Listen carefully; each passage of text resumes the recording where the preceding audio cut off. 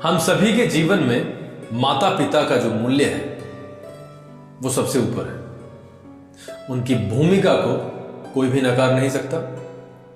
आज हम पिता की भूमिका के बारे में बात करेंगे। उसी के संबंध में एक स्टोरी पर चर्चा करेंगे, एक स्टोरी सुनेंगे, मैं आपको बताऊंगा। नमस्कार दोस्तों, मेरा नाम है दीपक और आप मुझे देख रहे हैं हमारे और आपके YouTube channel genetic public school पर। एपिसोड नंबर 4 में पिता के नाम एक कहानी। एक बार एक पिता अपने पुत्र के साथ कहीं पर जा रहा था नाव में। धीरे धीरे नाव में वो चल रहे थे।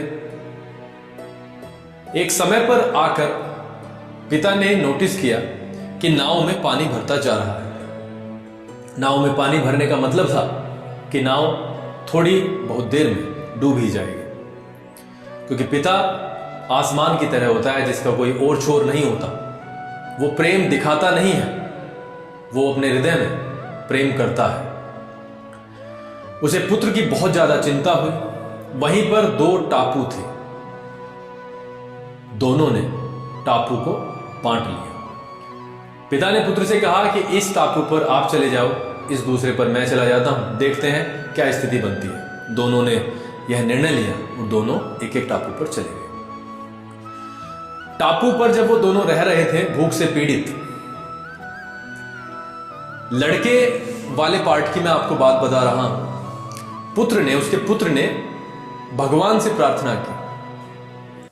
प्रार्थना करने के बाद में एक मांग की। मांग में उसने मांगा कि हे ईश्वर, मुझे यहां पर कुछ इस तरीके का माहौल बनाकर दे दो, यहां पर पेड़ वगैरह हो जाएं और फल फूल सब्जियां कुछ इस तरीके से आ जाएं तो मैं उसे खाकर अपना पेट भर लूंगा।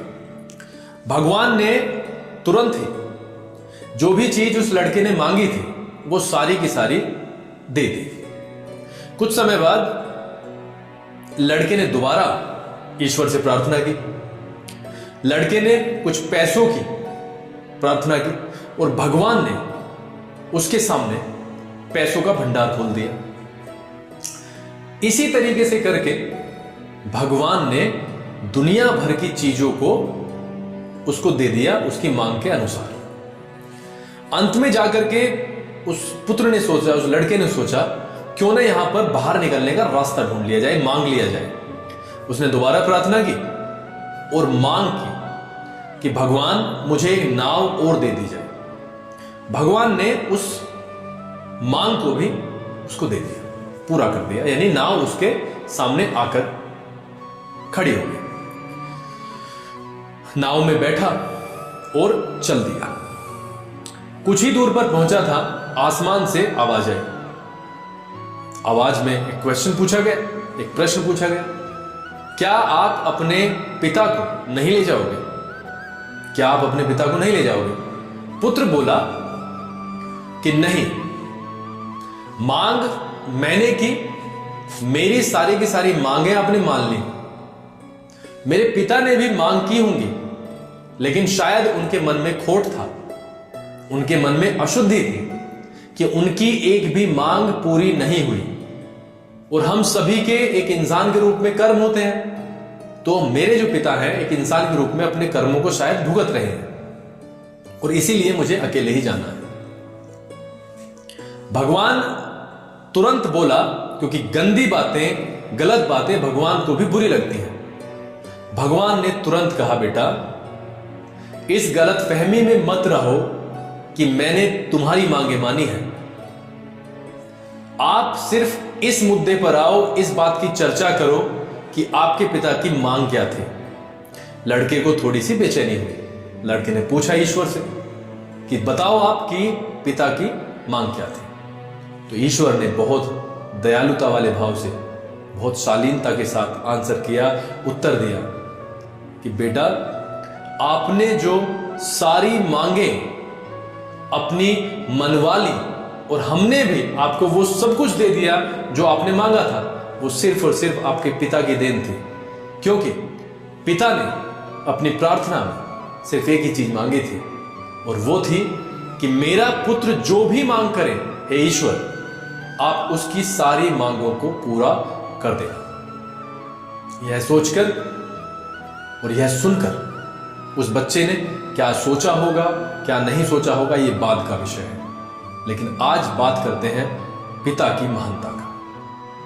इस तरीके के होते हैं पिता। हमें एक जीवन मिला है जिसमें हम माता पिता की अपार सेवा कर सकते हैं। हमारी खुशकिस्मती है कि हम अपने माता पिता की सेवा करने के लिए यहां पर हैं और हमें एक भी मौका चूकना नहीं चाहिए। मैं आप सभी से भी यही रिक्वेस्ट करता हूं इस कहानी के माध्यम से कि हमें अपनी रेस्पॉन्सिबिलिटीज का पालन करना चाहिए और अपने पिता और माता को जितना सुख हम दे सकते हैं उतना देना चाहिए। इसी के साथ मैं एक चीज को और याद कर रहा हूं। मैं एक बार सीरियल देख रहा था तो वहां पर एक कुछ पंक्तियां कही गई थी, मैं उनको आपको बताना चाहूंगा। किसी ने बहुत अच्छा लिखा और कुछ इस तरीके से था, पिता जीवन है, संबल है, शक्ति है। पिता जीवन है, संबल है, शक्ति है। पिता सृष्टि के निर्माण की अभिव्यक्ति है। पिता लालन है, पालन है, पोषण है, अनुशासन है। पिता धौंस से चलता हुआ प्रेम का अनुशासन है। पिता रोटी है, कपड़ा है, मकान है। पिता रोटी है, कपड़ा है, मकान है। पिता छोटे से परिंदे का बड़ा आसमान है। पिता से बच्चों के सारे सपने हैं। पिता से बच्चों के सारे सपने हैं। अगर पिता है तो बाजार के सब खिलौने अपने हैं। अंत में यही कहना चाहूंगा कि अगर तेरे अंदर आस होगी तो आज नहीं तो कल मंजिल तेरे पास होगी।